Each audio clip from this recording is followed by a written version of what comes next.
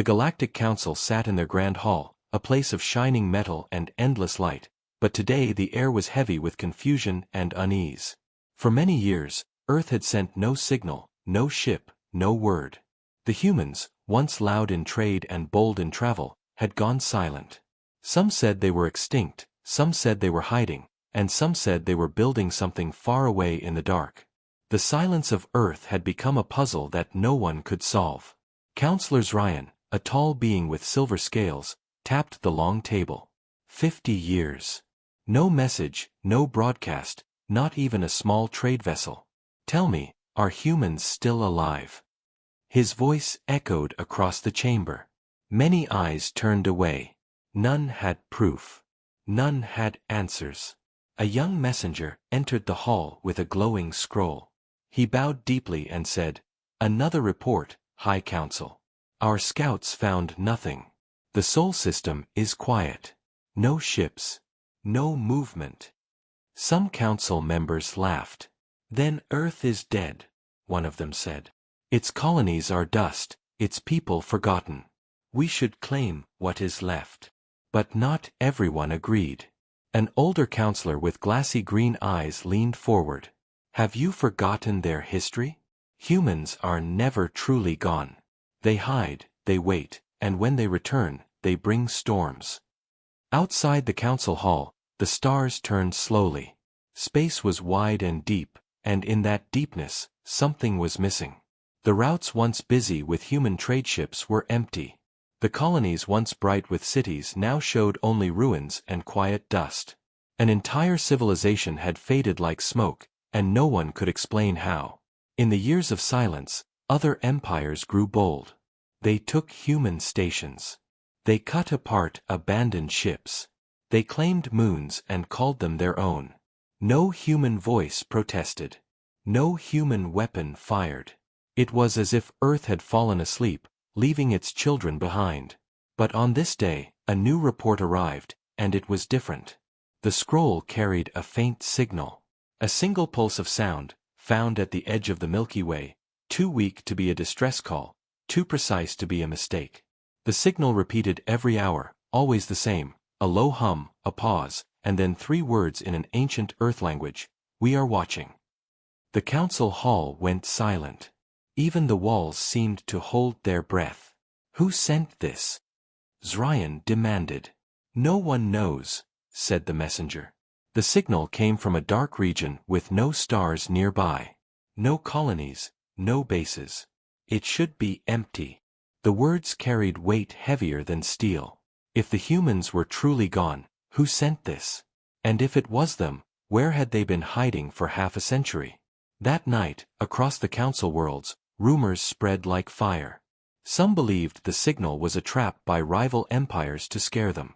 Others believed it was the first heartbeat of Earth's return. Traders whispered of ghost fleets, black ships seen near distant stars, moving with no lights. Old captains swore they saw shadows in the void that followed their convoys. In the dark corners of space, fear began to grow. On a cold mining moon, a retired war pilot named Dren told a story to his workers. "I was near the Kuiper Belt 10 years ago," he said, his voice low. "We were salvaging a derelict. No power, no heat. Suddenly, our sensors went blind. When they cleared, the derelict was gone. Only a long, black mark was left in space, like a scar. I never told the council, but I felt it. Something was there, watching." Back in the council hall, the leaders argued. "We should send a fleet," said one. "If humans are hiding, we will find them and finish them." "No," said another.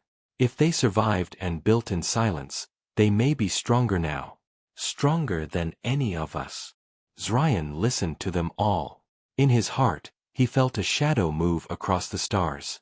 He remembered stories from the old wars, how humans fought, how they never surrendered, how they built weapons from scraps and turned defeats into victories.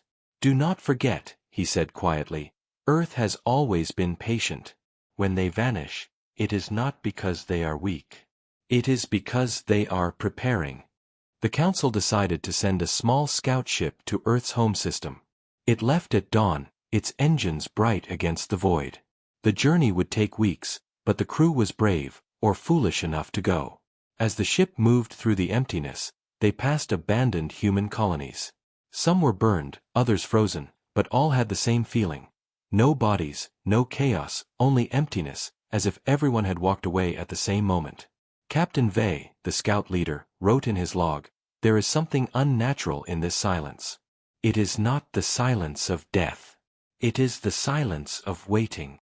When they finally reached the edges of the Sol system, their scanners lit up, but only with ghosts. Old satellites drifted like bones in the dark.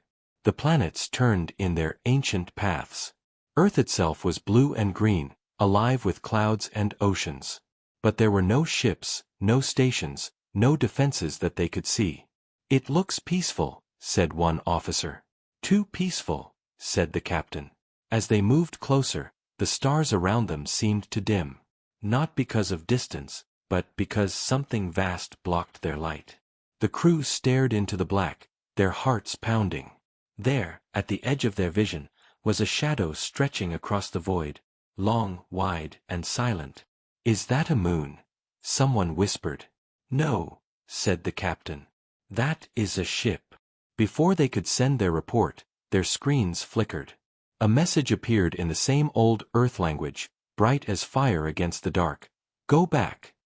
The scout ship turned to retreat, but the shadow was already gone. Only the stars remained, cold and empty as before. The captain sent a warning to the council. "Do not send more.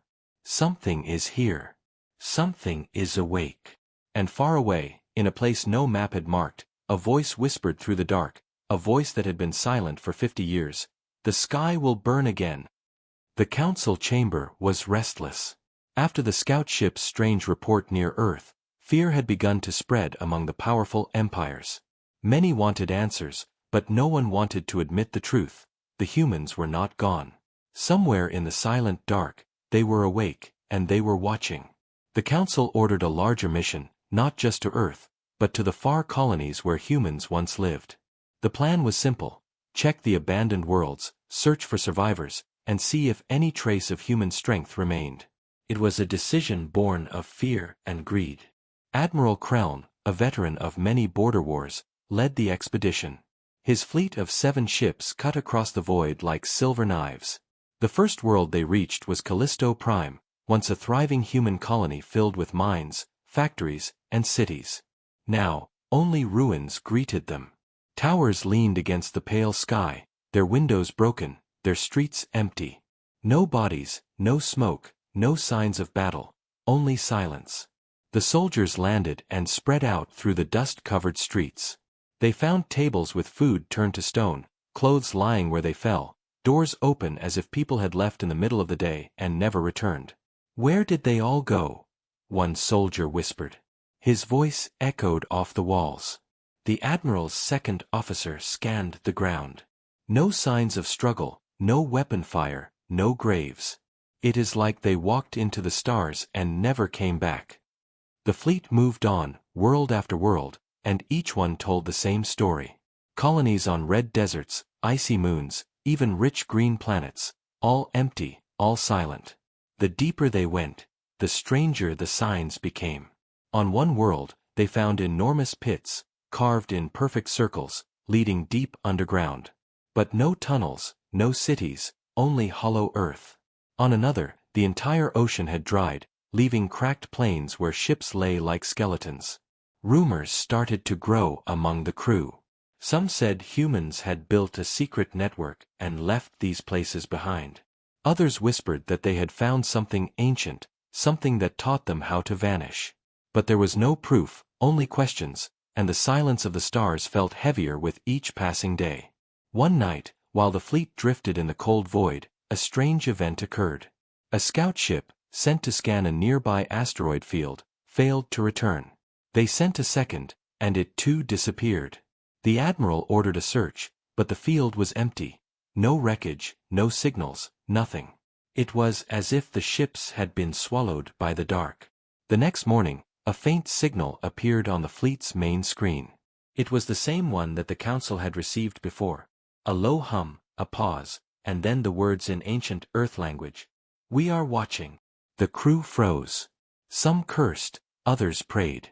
The admiral clenched his fists. So, it is true. They are here, but they want us to know only what they choose. Fear began to eat the discipline of the fleet. Soldiers refused to patrol alone. Officers kept their weapons near while they slept. Shadows on the monitors became threats, and every flicker of light in the void looked like an ambush. The fleet reached the largest human colony yet, New Horizon, a planet that once held 50 million people.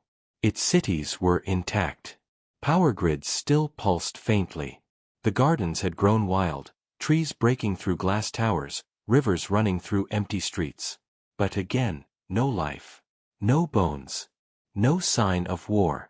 Captain Sraya, leading the landing team, recorded her report. This is worse than war. War leaves wreckage, blood, and memory. This is clean. It is like someone erased them with a gentle hand. In the capital city, they found something new. A single tower still had lights burning. Inside, a room held a table set for a meeting. On the table lay a black cube, smooth and silent.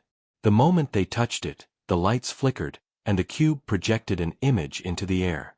It was a map of the galaxy. Many worlds glowed red. These were the colonies they had visited. But at the edge of the map, in a region known as the Silent Veil, dozens of stars were marked with a deep blue light. None of the officers recognized those coordinates. They were not on any trade route, not near any known civilization. Are these their new worlds? One officer asked. The admiral stared at the glowing points. Or are these their war factories? He said quietly. Before they could analyze more, the cube shut itself off and cracked like dry stone. The lights went out, and a cold voice whispered through the building. Leave. Panic spread in the squad. They ran back to their shuttles, the dark streets now seeming alive with invisible eyes. When they launched, the planet remained calm, the rivers still flowed, the cities still slept. But the message was clear. Someone or something had led them here to see this. Back aboard the flagship, the admiral held a secret meeting with his officers. We are not explorers anymore, he said. We are intruders. Every world we visit feels prepared, as if it waits for our steps. We are walking in their design. The second officer asked, should we return and warn the council? The admiral looked at the map burned in his memory. Not yet. If we return too soon, they will not believe us. We need proof. One more world. The fleet turned toward the Silent Veil. The stars there were cold and distant, hidden behind dust clouds that swallowed light. As they entered, their sensors became slow and weak, as if the space itself resisted being measured. On the third day in the Veil, they saw it, a giant ring structure, orbiting a dead star. It was not alien to their knowledge, yet it carried human markings, old and worn. Massive engines were attached, but no lights, no signals, no signs of life. As they scanned, a sudden tremor passed through their ships. One by one, their systems went dark. Weapons offline. Communications silent. Even the lights inside flickered out. In the dead silence, the admiral stood on the bridge, staring at the ring. Then, across the black starfield, hundreds of faint glimmers appeared, like eyes opening in the dark. Shapes began to move, large and slow, their outlines hidden by shadow. A single message broke through the static, soft yet clear, you came too far. The admiral's hands trembled as he gave the order to retreat, but the space around them bent like a mirror. No matter which way they turned, the stars remained the same. The last entry in the log read, if this is the work of humans, then they have become something else. They have turned silence into a weapon. Far behind them, in the core worlds of the Council, the people still believed humans were weak, gone or forgotten. But the colonies told another story, one of careful erasure, of preparation, and of a shadow empire that now stretched its fingers across the galaxy. And somewhere in that dark, the Watchers listened, and waited for the Council to make its next move. The Council Hall was filled with cold light and worried voices. Reports from the vanishing colonies had shaken every empire. The fleet sent to explore had returned, but not all of it. Only 3 of the 7 ships came back. The survivors brought stories of empty cities, strange signals, and a map that pointed to a region called the Silent Vale. They spoke of machines that turned off their weapons, of shadows that followed them in the dark, and of a single message that still echoed in their minds: "You came too far." High Counselor Ryan stood at the center of the chamber, his silver scales reflecting the light. Around him sat the leaders of 12 great species, each one nervous, each one afraid to speak first. "You all heard their reports," Ryan said. "You all read their logs. Now tell me, are we dealing with ghosts, or with humans?" A thick-bodied warlord named Trell barked, "It is a trick. Some rival power uses the name of Earth to frighten us. Humans were always loud, always moving, always selling their little machines. They cannot hide for 50 years without leaving a trace." An elder scholar from the Seraph worlds raised her thin hands. "But they did leave traces," she whispered. "Ruins. Vanished colonies. Rings around dead stars. Who but humans would build in silence and erase their own history?" The room argued for hours. Some called for war, send the Grand Fleet, burn the Sol system, erase the myth before it grows. Others warned caution. What if the humans had returned stronger than ever, with weapons no one understood? Outside the chamber, fear began to spread like a shadow across the Council's empire. Traders avoided human routes. Border worlds locked down their ports. Some whispered that the humans had never left at all. They had only gone into the deep to become something else. A messenger entered the hall carrying a black case. "High Council," he said, "we received another signal." The room fell silent. The case opened and a small sphere floated upward, projecting a slow pulse of light. It was the same message as before, the same ancient Earth language: "We are watching."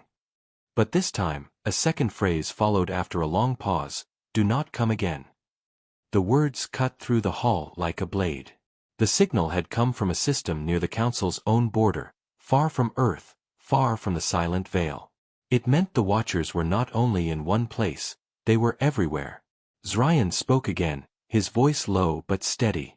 "We stand at a choice. If this is truly Earth, they know our routes, they watch our fleets, they send warnings to our heart. Do we act like masters, or do we act like prey?"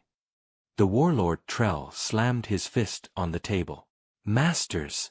We gather the fleet, we burn their home, we break their ghost stories. The galaxy is ours, not theirs." But another counselor, thin and sharp-eyed, leaned forward. "And if you are wrong? If they have been building for 50 years, hidden in the dark? What if their silence is not weakness, but a trap?" The hall grew hotter with words, but colder in its heart. No one truly wanted to lead the attack, but none wanted to appear weak. In the end, a plan was formed. A great fleet would be sent, not to conquer, but to observe and intimidate. 500 warships from 10 species would gather near Mars and scan the Sol system. If humans answered, they would parley. If they did not, the Council would claim Earth as lost and divide its resources. While the plan was set, an old archivist named Rin stayed behind in the hall. She had studied human history for a century. She remembered their wars, their rise, their endless inventions. She whispered to herself as the chamber emptied, "You fools! They are not gone. They are the storm that waits for your ships." Across the galaxy, the fleet began to gather. Massive carriers, sharp frigates, long destroyers, all shining with the colors of the Council's many worlds. Pilots joked to hide their nerves. Officers told their crews this would be a simple mission, a show of power, nothing more. But in the dark hours, when the stars looked like cold eyes, they wondered if they were marching into a trap. On the edge of the Silent Vale, the remnants of Admiral Krelln's fleet watched them pass. Krelln himself stood on the bridge of his scarred ship, staring at the star maps. "They are walking into the teeth of the beast," he muttered. His second officer asked, "Should we warn them?" Krelln shook his head. "They would call it fear. And maybe it is. But fear is the only wise thing left." Meanwhile, in hidden places beyond the Council's sight, human signals flickered to life. Deep in the void, dark shapes shifted course. Old engines awakened with silent thunder. Orders passed in whispers. The council comes. Prepare the veil. Back in the council chamber, a final message was sent to all leaders. The fleet would depart in 3 days, their first stop, the orbit of Mars. The mission was named Operation Dawn. But in the streets of the council worlds, the people called it something else. They called it the March into the Shadows. On the night before departure, Zryan stood alone on the balcony of his tower. The city below was bright with towers and skyways, but the stars above were black and endless. He remembered the first time he met a human ambassador many years ago. The man had smiled with calm eyes and said, "You watch us like hunters, but you do not know which way the arrow points." Zryan felt a chill run through his scales. Perhaps the arrow had been pointed at them all along. Far away, in the silent dark, a message moved unseen. Let them come. And somewhere, in the shadowed edges of the Milky Way, a fleet waited, not to defend, not to flee, but to reveal what 50 years of silence had built. The Council fleet entered the Sol system with heavy engines and silent guns. 500 warships from 10 empires glided through the Black Sea, their lights cold and sharp. They passed the edge of Neptune first, scanning its moons and empty stations. No movement, no resistance, only the quiet hum of ancient machines long forgotten. High above the flagship crown of Unity, Admiral Vaynor stood with his hands behind his back. "So this is the home of humans," he said softly. "Quiet. Too quiet." The officers around him spoke with caution. "Scanners show nothing, Admiral." "No fleet, no defenses, no active stations," said the chief technician. Vaynor did not smile. "That is what they want us to see." As the fleet moved toward Mars, they passed old human stations, broken, rusted, some still spinning with dead lights. Soldiers whispered about the stories they had heard from the returning scouts. Missing ships, strange messages, and a shadow in the dark. The junior crews forced laughter, but their eyes kept looking at the empty blackness beyond the glass. At Mars' orbit, the Council fleet spread into formation. Hundreds of warships faced the red planet, waiting for any reaction. Mars was silent, its cities dim, its mines empty. The Council's great flag was projected into orbit, a signal of arrival and power. "Still nothing," said the first officer. "It is as if no one lives here." Admiral Vaynor turned to his commanders. "Send the probes. Scan every orbit, every moon, every rock. If the humans are here, they will not hide forever." The probes flew like silver insects, flashing as they moved. They scanned Mars, its moons Phobos and Deimos, and the empty trails between planets. Hours passed. Reports came in, no weapons, no fleets, no bases. Only ruins of old human stations and the silent shadow of the moon beyond. But on the dark side of the moon, one probe vanished. No explosion, no signal, just gone. "Send another," the admiral ordered. The second probe vanished too. The command deck grew quiet. The officers exchanged glances. "It could be interference," one said weakly. "Or it could be a warning," said another. Vaynor clenched his jaw. "We proceed. Humans or ghosts, we will not retreat." As the fleet moved closer to Earth, the blue planet came into view. Green lands, wide oceans, white clouds drifting slowly. It looked alive, untouched by war, like a world that had never known the galaxy's greed. The younger pilots stared in awe. "It's beautiful," one whispered. "But beauty hides many things," said his wing commander. The fleet entered Earth's orbit. There were no shields, no guns, no fleets in sight. Only the quiet spin of satellites long dead. For a moment, the Council commanders began to think the humans were truly gone. Some laughed. Some spoke of dividing Earth's resources and claiming its skies. But then, the stars began to fade. At first it looked like a shadow from a passing moon, but the moon was still. The shadow spread across the black like ink spilling in water. One by one, the stars disappeared behind something massive, something moving. "Report," the admiral barked. "Nothing on scanners," the technician stammered. The instruments show empty space, but the light, Admiral, the light is gone. A cold silence filled the bridge. Outside, the stars vanished until only Earth and the fleet's own lights remained.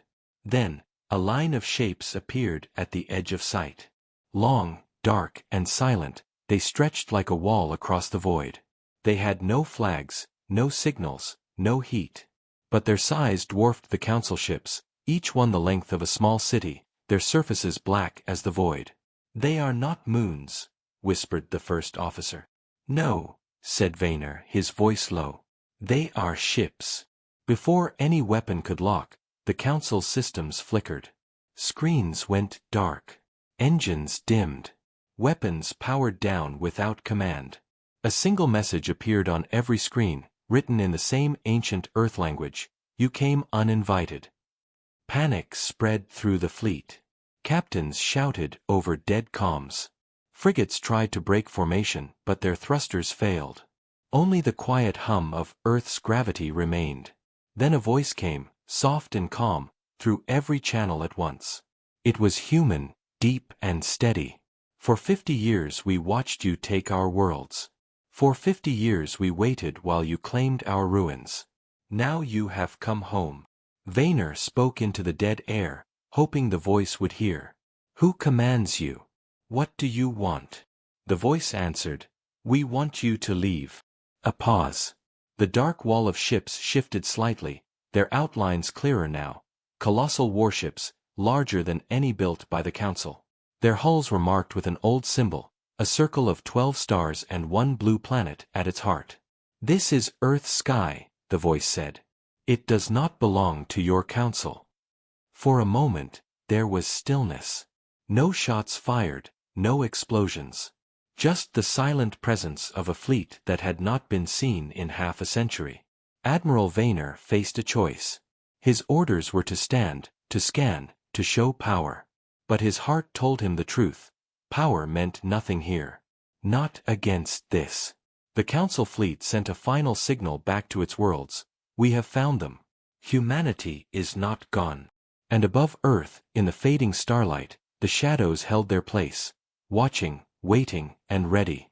The shadow fleet hung above Earth like a black curtain, blocking the stars and drowning the Council fleet in cold silence. The Council ships floated in tense formation, their engines quiet, their weapons unpowered. Across the command decks, nervous officers whispered, their fingers resting near weapon controls they could not use. Admiral Vaynor paced the bridge of his flagship, Crown of Unity. His eyes stayed fixed on the dark shapes that surrounded them, massive, silent, without heat or signal. "They have not fired," he said, voice tight, "but they hold us like children in a cage." His first officer shook her head. "We are blind. Our systems are frozen. We cannot scan, we cannot move." A sudden tremor rippled through the fleet. One of the outer cruisers flashed a warning before its lights went dark. It drifted lifeless, its hull still whole, its crew silent. No explosion. No debris. Just gone. "Who did that?" the Admiral demanded. No answer came, but a calm voice filled every ship again. It was human, steady, almost patient. "You came to measure our skies," the voice said. "You came with warships, ready for conquest. This is your first lesson." The Council officers exchanged frightened looks. "Is this war?" whispered a young pilot. "Not yet," the voice said, as if answering his fear. The Admiral clenched his fists. "Enough," he shouted. "Power up the cannons. Fire at the nearest shadow." The engineers tried, but the systems remained cold. Only a few ships, older and less connected to the Council network, managed to charge their weapons. They fired bright beams into the dark. The beams hit nothing. They bent, split, vanished in the blackness like rain on stone. Then, from the shadows, a single ship moved. It was enormous, shaped like a blade, its surface dark as oil. No thrusters were visible, yet it slid through space with smooth and silent motion. It passed by one of the Council destroyers. The destroyer tried to flee, its engines burned at full, but the shadow ship released no missile, no beam. A flash of light, white, sharp, silent, and the destroyer was gone. Not broken, not burning, gone, as if cut out of reality. Gasps filled the council fleet. "What weapon is that?" an officer whispered. "Where is the debris?" "There is none," the first officer said with dry lips. "It did not explode. It was erased." The human voice spoke again. "You will leave. You will take your wounded pride and your broken fleet, and you will never return to this sky." Admiral Vaynor trembled with rage. "We are the Council. We rule the lanes of the galaxy. You cannot command us." For the first time, the voice grew colder. "You ruled while we were silent. You fed on our ruins, you divided our stars. That time is over." A second flash lit the black. Another council cruiser was gone, its place empty as if it had never been built. Panic rippled through the fleet. Some captains begged to retreat. Others wanted to fire everything at once, even if it meant their deaths. The chain of command began to crack under the weight of fear. "Signal them," Vaynor barked. "Tell them we are ready to talk." But the signal lines were already open. "You had your chance to talk," the human voice said. "You arrived with 500 ships. Now you will leave with fewer." In the far lines of the fleet, small frigates tried to escape. They turned their engines to the void and ran. For a moment, it seemed they would make it. But the shadows moved faster. A wave of dark shapes slid into their path, silent and vast. The frigates froze, their lights fading one by one. The council fleet, proud and mighty when it entered, now floated like trapped birds in a cage of night. Admiral Vaynor looked at Earth below, calm, green, untouched, and then at the black wall above. "This is no defense," he whispered. "This is a net. They let us come, and now they close it." His first officer spoke softly. "Admiral, we cannot win this fight." He closed his eyes. "Then we do not fight. We survive." He sent a single order through the fleet. "Cease fire, cease engines, hold position." One by one, the surviving captains obeyed. The shadows did not move. The dark fleet watched. Finally, the voice spoke again, almost gently. "This is your first strike. We have taken 2 of your ships. We could take them all. Remember that." The message ended. The screens returned to silence. The council fleet remained trapped, not destroyed, but humiliated, its power broken without a true battle. On the dark side of the moon, 1,000 hidden lights flickered briefly, signs of vast human stations awakening after long silence. Giant shapes turned slowly, their hulls black and smooth, their engines quiet as sleeping beasts. Admiral Vaynor sent his final report to the council. "Earth is not defenseless. It is a fortress hidden in the dark. We advise retreat before the fleet is erased." But deep in his heart, he knew retreat would not save them. The humans had shown only a fraction of their power, and they had done it with patience. If the council returned again with war, the next strike would not be a warning. Above the blue planet, the shadows remained, stretching across the stars, silent and waiting. The council fleet floated above Earth in uneasy silence. 2 ships were gone, erased without fire or debris. The others held their place, afraid to move, afraid to speak. The dark shapes of the human fleet surrounded them like mountains in the night, their hulls black, their lights hidden. It was not a standoff, it was a cage. Admiral Vaynor stood on the bridge of the Crown of Unity, staring at the empty stars where his ships had once been. "They are not fighting us," he said quietly. "They are showing us the edge of the blade." His first officer, pale and tense, whispered, "If this is only the edge, what does the blade look like?" No answer came. But somewhere beyond the moon, something stirred. The dark side that had swallowed their probes now glowed faintly with hidden lights. Long lines of shadow shifted, unfolding like wings. "Admiral," a sensor officer gasped. "Movement detected. Multiple signatures. No, hundreds. No, more." The fleet turned their scanners toward the moon, but their screens flickered again. Signals were bent, readings scrambled. Still, even through the distortion, the truth became clear. Ships. Hundreds of them. Massive warships, carriers the size of mountains, escort frigates shaped like blades, and long vessels with no known design, all bearing the same silent mark, the circle of 12 stars and one blue planet. The human fleet was awakening. From the shadows, a voice returned to the council channels, calm as ever. For 50 years, you called Earth silent. We were not silent. We were building. The Admiral swallowed hard. Why hide? Why wait? If you had this power, why not show it before? The voice replied, because you were busy watching each other. Fighting, stealing, breaking our colonies. We learned your patterns. We mapped your greed. And when you were ready to take our home, we were ready to take back the sky. As the human fleet moved into formation, the stars disappeared behind them completely. The council fleet, once proud and unchallenged, looked small, like insects floating before a storm. On the bridge, officers whispered to each other. How did they build this? One asked. Where did they get the resources? Another replied, 50 years is a long time in the dark. Long enough to dig deep. Long enough to learn from something older than us. The Admiral turned sharply. What do you mean? The officer hesitated.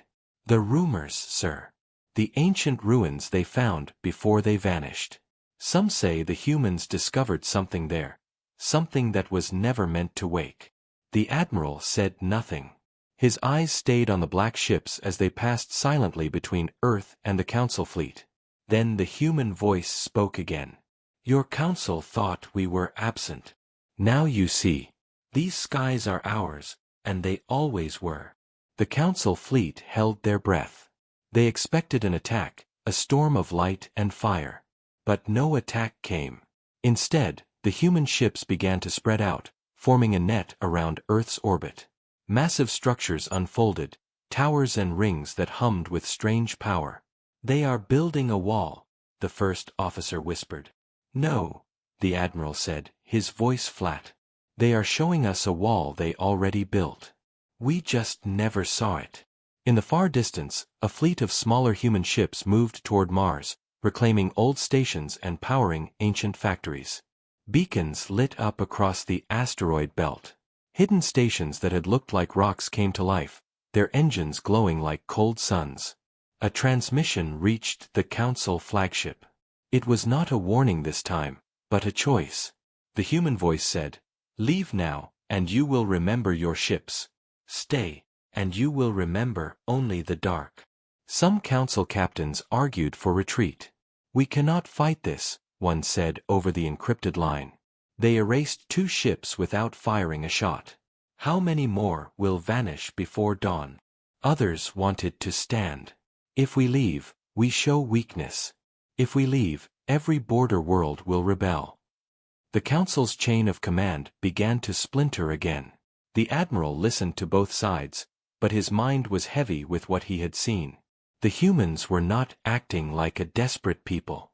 They were acting like a power that had been waiting, watching, and preparing for this moment. Far below, Earth turned slowly, its clouds glowing in the sunlight. It looked peaceful, but now the Council knew the truth. That peace was the skin over a giant machine, a planet turned fortress.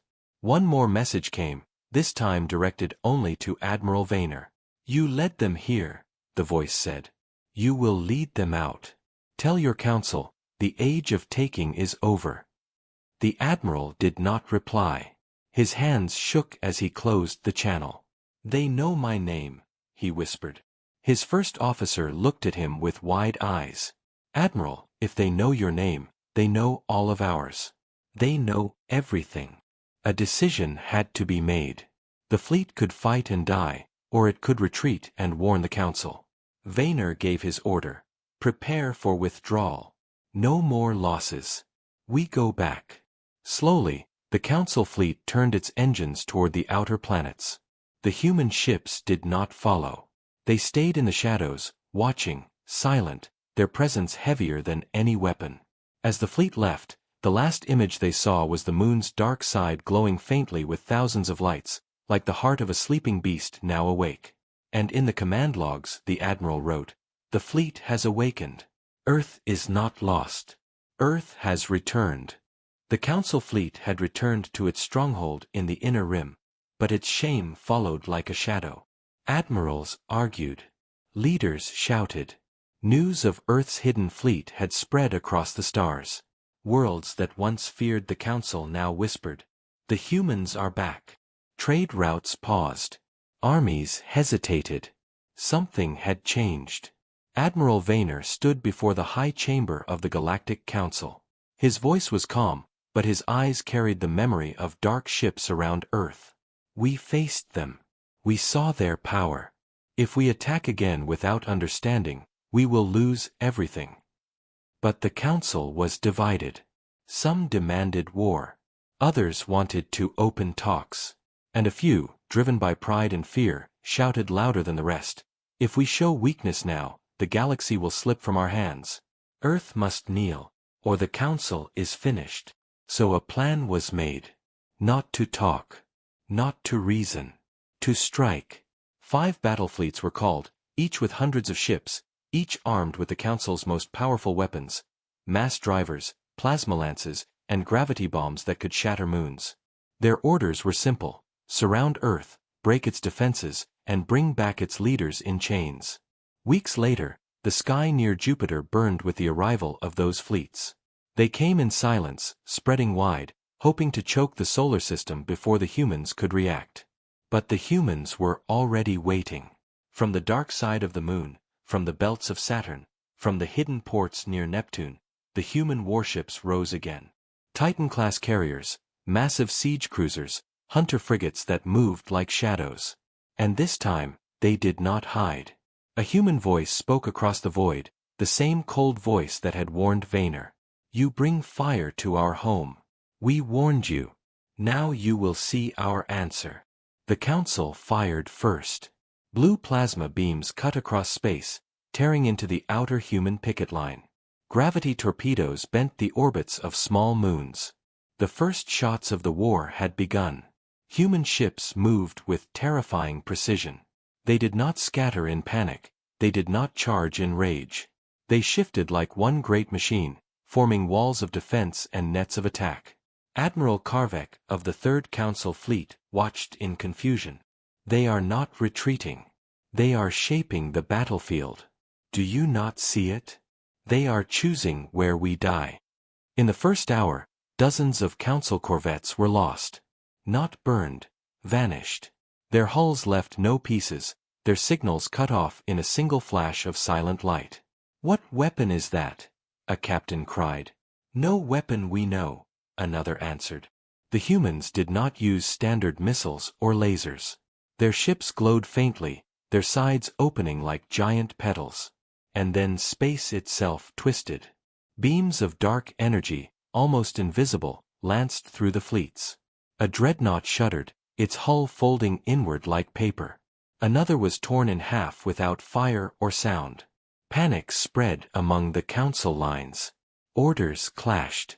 Fleets broke formation. On Earth, deep command channels echoed with calm human voices. Sector 3 cleared. Sector 5, hold position. Activate Net 7. Do not let them escape through Mars corridor. Every movement was planned. Every strike was deliberate. Admiral Vaynor, watching from a distant relay ship, felt his chest tighten. He had begged the Council not to start this war, and now he watched their fleets unravel. By the second hour, the Council's left wing was gone. Hundreds of ships turned to debris. The humans still had not used their full firepower. A massive Titan-class carrier, the Horizon's Wrath, emerged from behind Jupiter. Its shadow stretched across the battlefield. It opened its bays, and 1,000 drones swarmed out, small, fast, and silent. They attached to Council ships and sent pulses through their hulls. Engines died. Weapons went cold. Crews screamed as their ships became empty shells in the void. "Retreat!"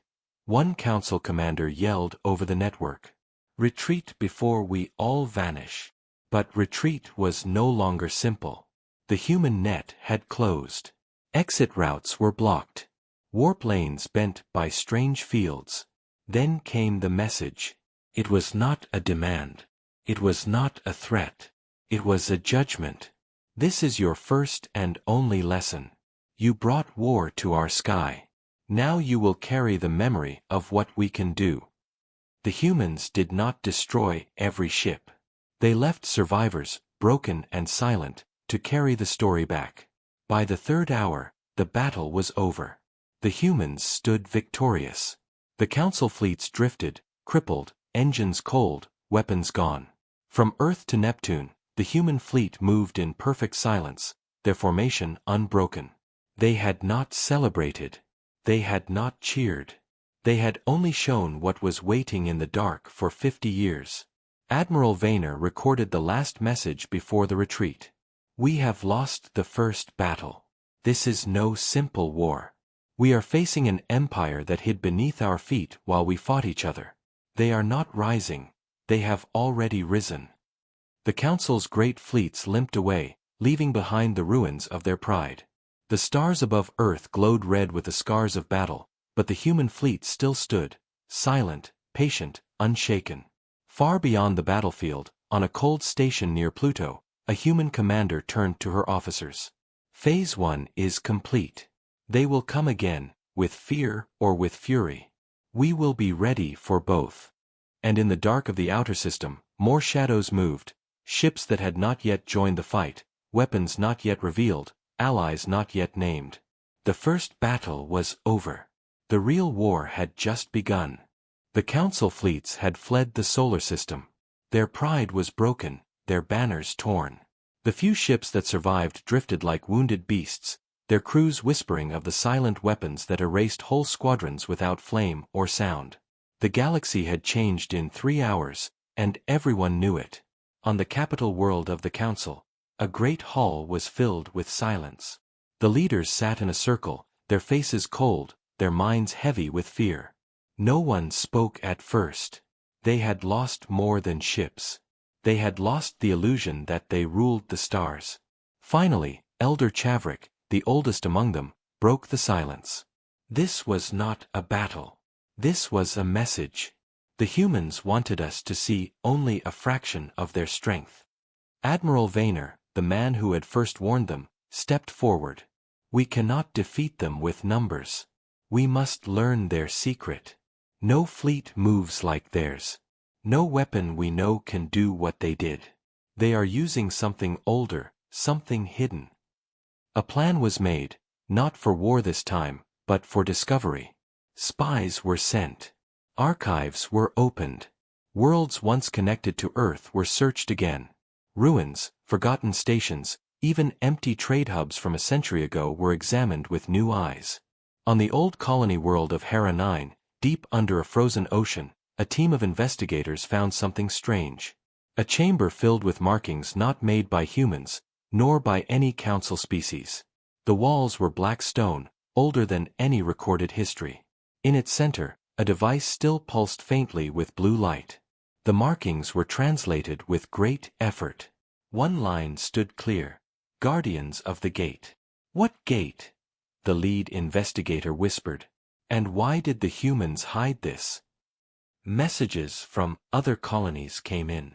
Each told the same story. Strange ruins, alien designs, hidden research stations from 100 years ago. Earth had not been silent because it was weak. It had been silent because it was learning. In the deep vaults of the Council's library, an ancient report was uncovered. It spoke of a survey ship from Earth, lost near the galactic edge 2 centuries ago. That ship had sent one final message before it vanished. We have found the door. It is not for the Council to open. The pieces began to fit. Earth had found something powerful, something alien, long before the Council even noticed their rise. They had hidden it, studied it, and perhaps built their entire secret fleet upon its secrets. Meanwhile, in the dark of space, the human fleet did not rest. Stations were repaired. New ships emerged from hidden docks near the Kuiper Belt. Strange signals rippled across subspace, signals the council could not break. Elder Chavrik watched these reports and felt a chill. They are not expanding like conquerors, he said. They are positioning like guardians. They are waiting for something, or someone.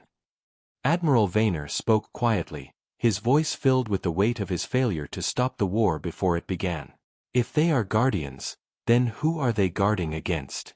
Not us. Not anymore.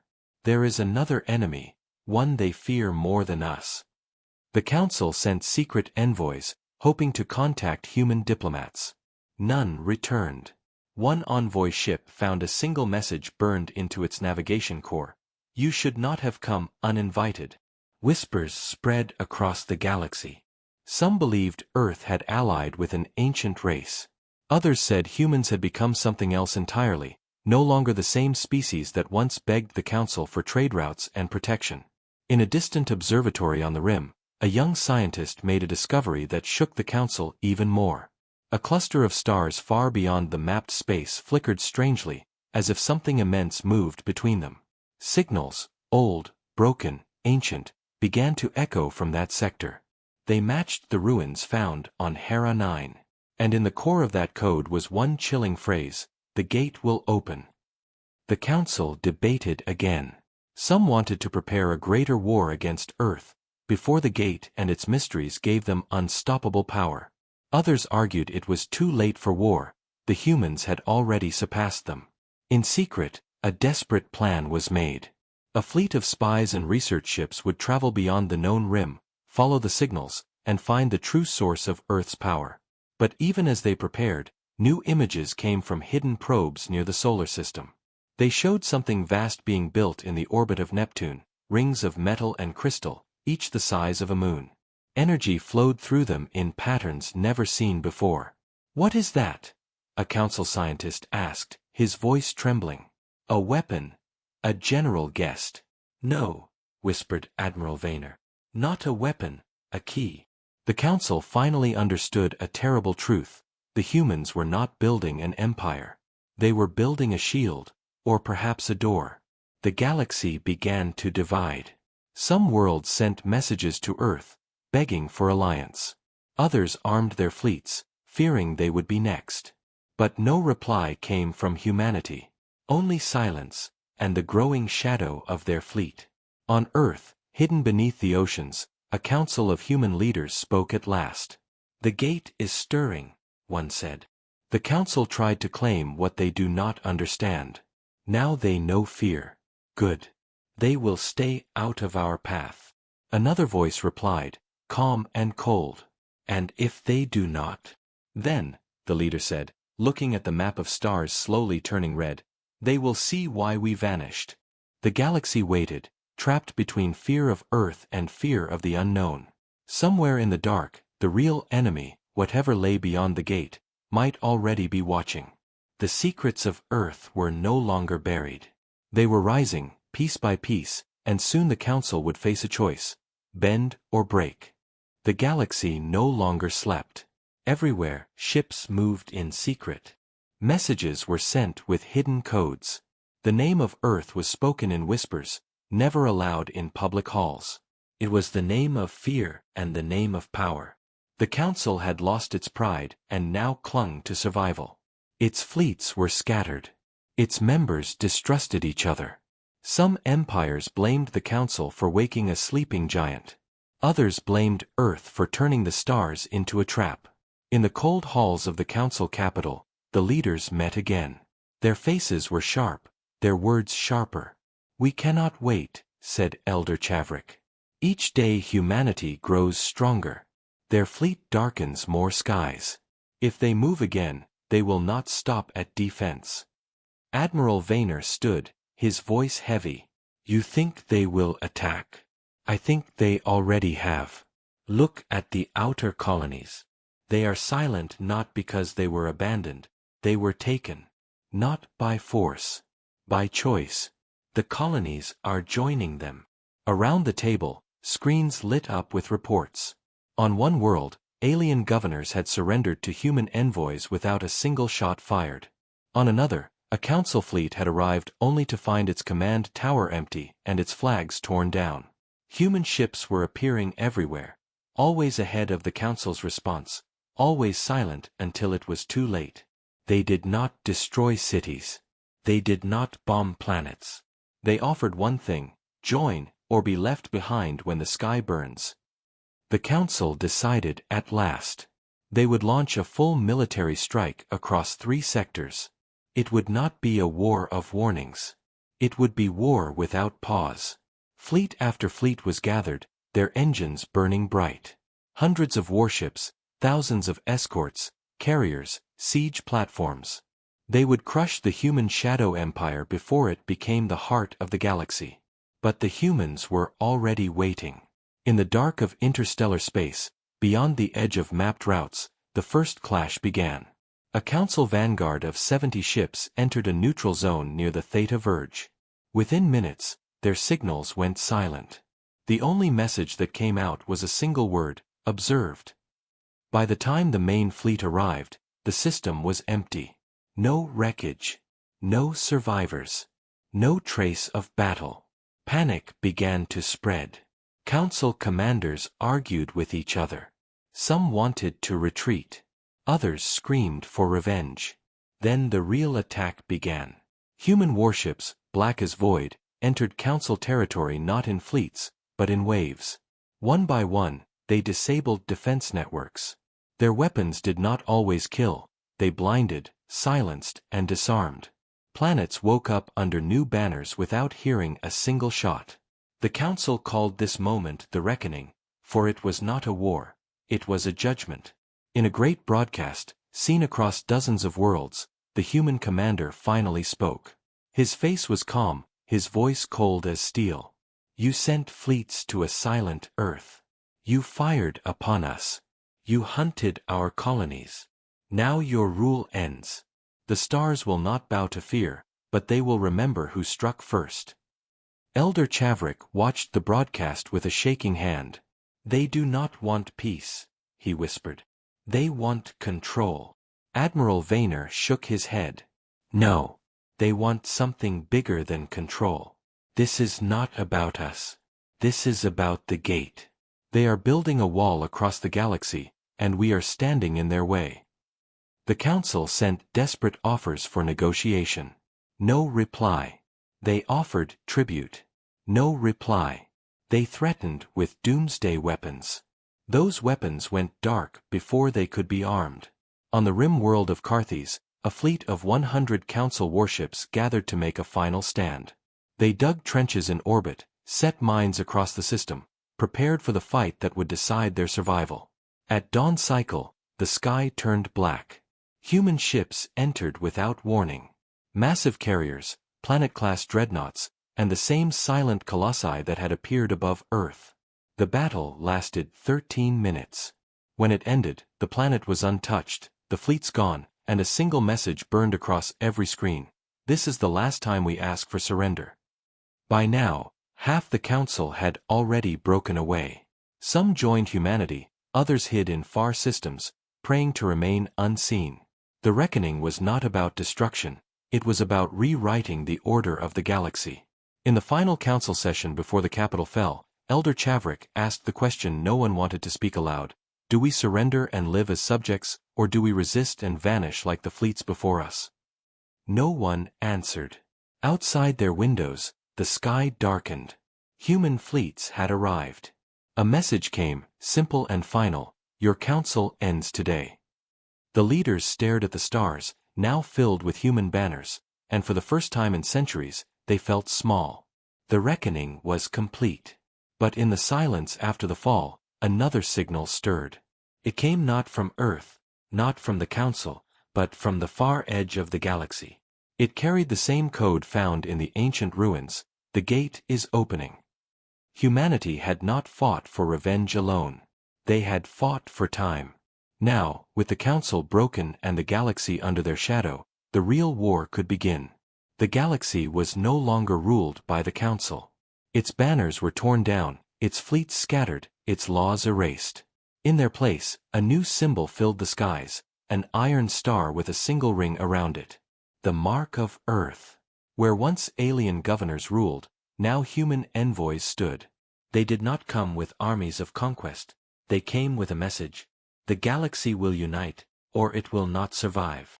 World after world accepted. Some surrendered willingly, tired of endless corruption and council greed. Others bent their knees because their fleets had vanished in the dark. In a few places, resistance burned like a dying flame, but no help came for them. Humanity had cut the old lines, broken the old treaties, and built a new order with cold precision. Above the council's former capital, a massive human fleet floated.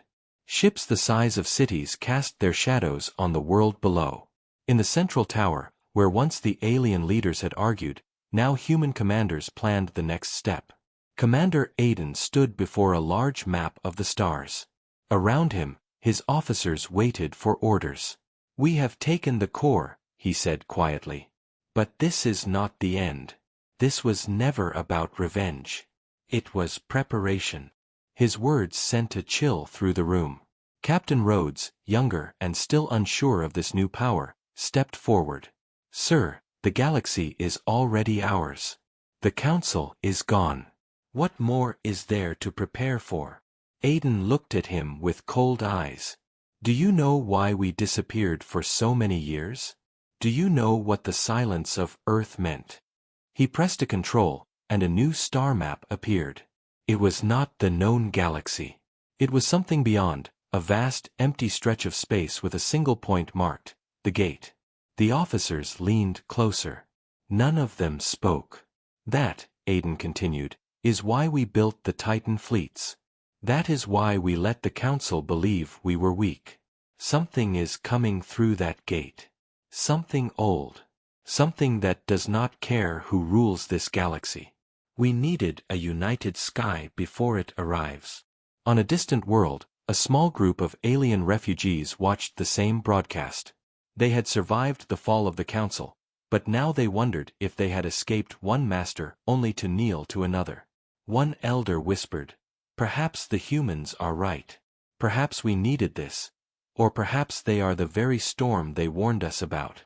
Days turned to weeks. The galaxy was reshaped. Human warships became peacekeepers. Old borders were erased, trade routes reopened, and the stars grew silent under Earth's rule. But silence was never true peace. In the far rim, strange signals began to appear. Short bursts of code, each one older than the oldest council records. They spoke of doors opening, of engines beyond the stars, of fleets larger than planets. Humanity was ready.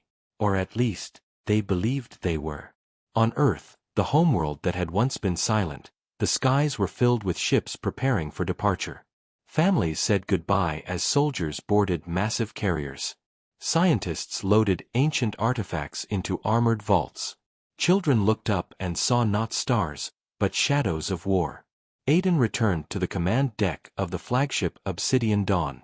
From this ship, the first strike had been ordered. From this ship, the last piece was now being kept. He opened a channel to all allied worlds. His voice was calm, steady, but with a weight that none could ignore. "People of the galaxy, the council fell because it divided you. We rose because we promised you survival. That promise does not end here. Beyond our maps lies the gate. Through that gate, something stirs. You will hear stories soon, fragments, warnings, lies. Do not believe them. Trust only this: when the gate opens, it will not be a question of who rules. It will be a question of who endures." The message ended, but its echo spread like fire. Across hundreds of worlds, beings of all shapes and colors looked to the stars with the same thought: was this only the beginning? That night, the first gate tremor was detected. A ripple, faint but unmistakable, passed through the fabric of space near the farthest edge of the Milky Way. On ancient worlds long forgotten, machines older than Earth stirred from their slumber. On dead moons, lights that had been dark for 1,000,000 years began to glow. In the Council's ruins, now rebuilt as a command hub, alarms rang for the first time since the reckoning. Data streamed in, massive structures forming beyond known space, signals overlapping, and then, silence. Commander Aiden watched the report. His hands were steady, but his eyes were cold as winter. "So," he whispered, "they are finally coming." Captain Rhodes stood beside him. "Do we have enough to face them?" "No," Aiden replied. "Not yet. But now the galaxy has no choice but to fight as one. Fear gave us the sky. War will decide if we keep it." And as the fleets prepared to leave, the stars once ruled by the Council now belonged to Earth. Not as a home, but as a fortress. The new sky was not peaceful. It was heavy, waiting, full of shadows. The story of the Council was over. The story of humanity had just begun.